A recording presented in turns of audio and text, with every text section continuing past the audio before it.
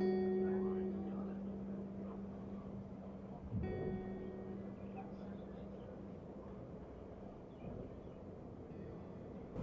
morning, everybody. Aloha. Welcome to Pearl Harbor. Thanks for joining us here today. My name's Bob. I'm a volunteer here at the Visitor Center. Today we're going to take you for a tour of Pearl Harbor. We will not be docking at the memorial. I think all of you already know that, but I know it's a disappointment.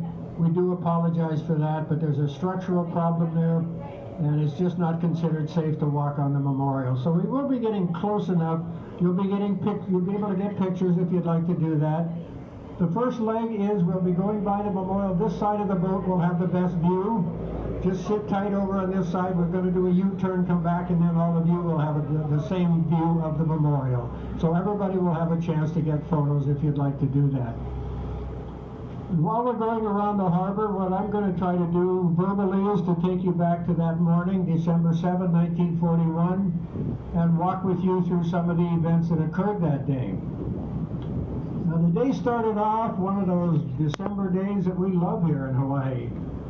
Early morning, it was already a temperature in the 70s, light trade winds, few clouds. It was a Sunday. Everything moves a little more slowly on Sundays, as we all know. That's true on a naval base as well. So if you've been able to visit some of our ships early that morning, say around 7 a.m., right around sunrise, you would have found a lot of the guys still in their bunks. Some asleep, a lot of them would be awake, reading, writing letters, listening to music. Some of the guys would have been up and about the ship having breakfast, or maybe at their assigned duty station for the day. And yes, some of the guys would be just getting back to the ship after a night out on the town. 1 hour later, they would all be fighting for their lives. The fleet of ships that came from Japan to launch the attack crossed the Pacific, taking a very northerly route, farther north than other ships would have taken that late in the year, so they were not seen. They also made the entire journey, almost 4,000 miles, in strict radio silence. So the ships were not seen, they were not heard. And they arrived at a point about 230 miles north of here, north is this direction, where they stopped and prepared to launch the attack. Just getting here undetected was really quite an accomplishment, because this was not a small fleet of ships. They brought 31 ships clear across the Pacific undetected. Early that morning, 183 of those planes took off from the decks of the carriers, flew in formation directly toward where we are at this moment, directly toward Pearl Harbor. High-level bombers, dive bombers, torpedo planes, and fighters flew over about 200 miles of open ocean, crossed the north shore of Oahu, continued on. The first of those planes arrived over Pearl Harbor at 7:55 a.m. that morning, 5 minutes to 8. We're coming up here on the Arizona Memorial. You'll see that in just a minute or so. And notice, take a look out to the right, you're going to see a small white ball floating out there. That ball marks the back end of the Arizona. That is floating directly above the stern of the battleship, which is sitting just below it on the bottom of the harbor. Here we have the Arizona Memorial. That round rusting piece you see there is a gun turret sticking up from the main deck of the ship. The Arizona actually had 4 of those. That is the only one today above water, the only one you can see. The memorial was dedicated and opened to the public on Memorial Day, 1962. Dedicated on that day by President John Kennedy, who was himself a U.S. naval officer during World War II. So the 183 Japanese planes arrived over Pearl Harbor at 5 minutes to 8 that morning, and that is when the bombs began falling.